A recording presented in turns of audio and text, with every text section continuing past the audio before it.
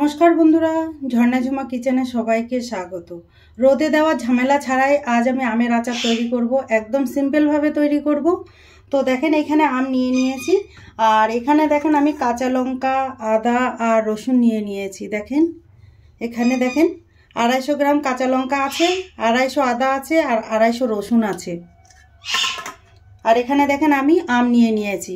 তো আমি এইগুলোকে প্রথমে একটু রোদে শুকিয়ে নেব, যাতে ধুয়েছিলাম জলটা শুকিয়ে যায়।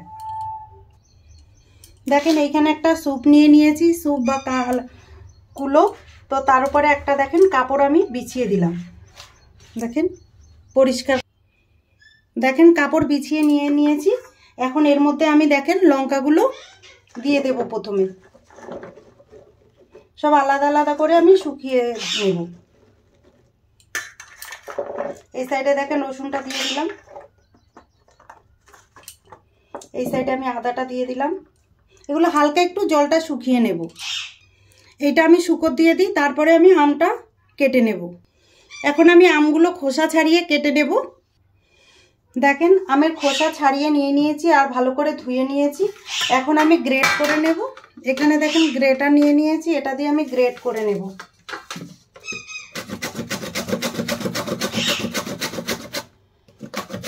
এইভাবে দেখেন গ্রেট করে নিচ্ছি। গ্রেট করার পরে আমটাকে আমি ভালো করে, যে আমের মধ্যে রসটা থাকবে সেইটা চিপে ফেলে দিয়ে তারপরে এইটাকে কিন্তু ভালো করে আমি শুকিয়ে নেব রোদে দিয়ে। দেখেন খুব ভালো করে গ্রেট করে নিয়ে নিয়েছি। এইভাবে সবকটা আমকে আমি গ্রেট করে নেব। দেখেন আম সব আমি গ্রেট করে নিয়ে নিয়েছি, আর এখন আমটা একটু চিপে চিপে আমি এই থালায় নিয়ে নেব, দিয়ে রোদে শুকা দিয়ে দেবো। এইভাবে চিপে নিতে হবে, এভাবে রোদে একটু জলটা যাতে শুকিয়ে যায়। আমের যে জুসটা থাকে সেইটা শুকিয়ে গেলেই হবে। দেখেন কত জুস বেরোচ্ছে আম থেকে।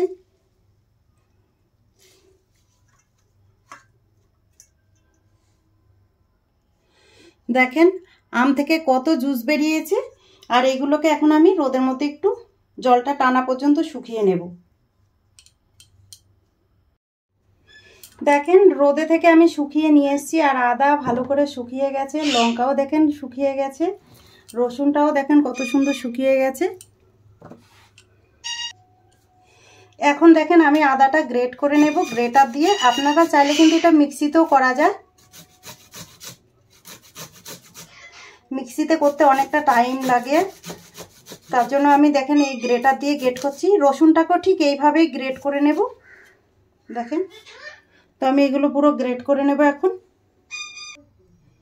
দেখেন আদা গ্রেট করে নিয়েছি, আর কিছু রসুনও আমি গ্রেট করে নিয়েছি। দেখেন গ্রেটার দিয়ে এইভাবে গ্রেট করে নিতে হবে সব। দেখেন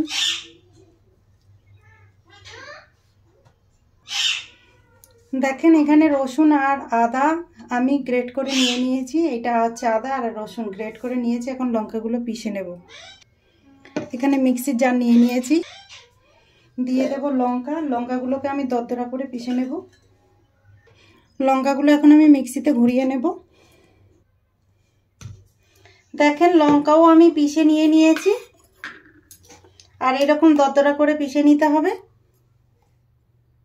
এখন আমি এই থালায় নিয়ে নেব আদা রসুনের পাশে,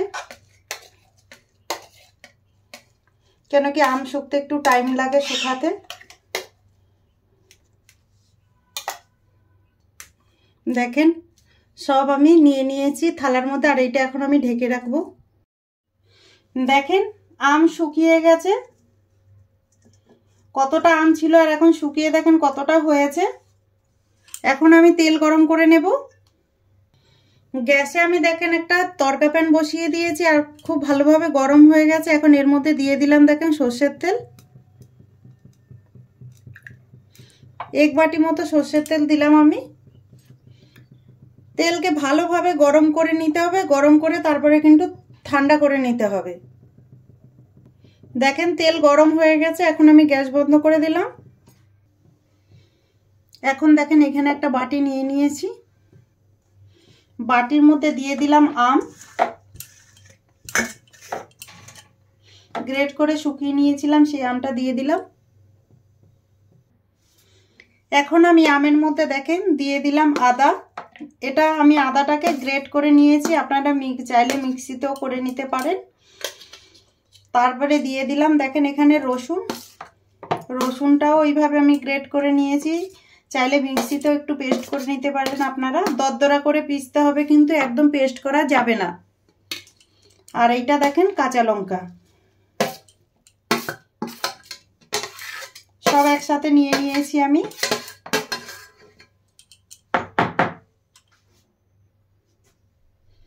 দিয়ে দিলাম এখন আমি হলুদ গুঁড়ো,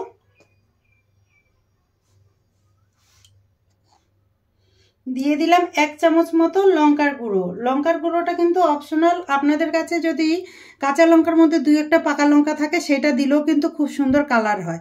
তো আমার যেহেতু ছিল না সেজন্য আমি একটু লঙ্কার গুঁড়ো দিয়েছি। দিয়ে দিলাম টেস্ট হিসাবে নুন, এখানে 1 টেবিল চামচ নুন আছে। এখন এইগুলো প্রথমে আমি ভালো করে মিশিয়ে নেব।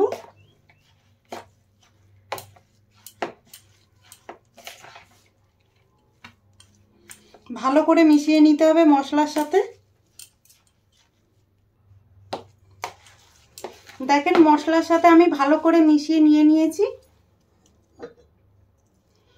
এখন যে তেলটা আমি দেখেন জাল দিয়ে ঠান্ডা করে নিয়েছি সেটা আমি এখন দিয়ে দিলাম।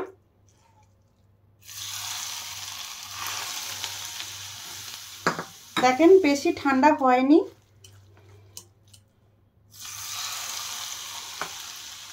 ভালোভাবে এখন এর সাথে মিশিয়ে দেব আমি।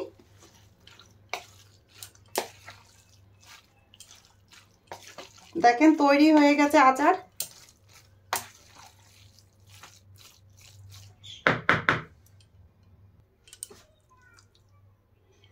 তৈরি হয়ে গেছে দেখেন আমের আচার। আর এই আচারটাকে কাচের বয়ামে রেখে আপনারা 1 বছর পর্যন্ত কিন্তু স্টোর করতে পারেন। তৈরি হয়ে গেছে আমের আচার। এই রেসিপিটা যদি আপনাদের ভালো লাগে তাহলে আমার চ্যানেলটাকে সাবস্ক্রাইব করবেন, লাইক করবেন, কমেন্ট করবেন আর অবশ্যই শেয়ার করবেন। ভিডিওটা দেখার জন্য আপনাদের ধন্যবাদ। তো এইটাকে আমি এখন বয়ামের মধ্যে ভরে রেখে দেব।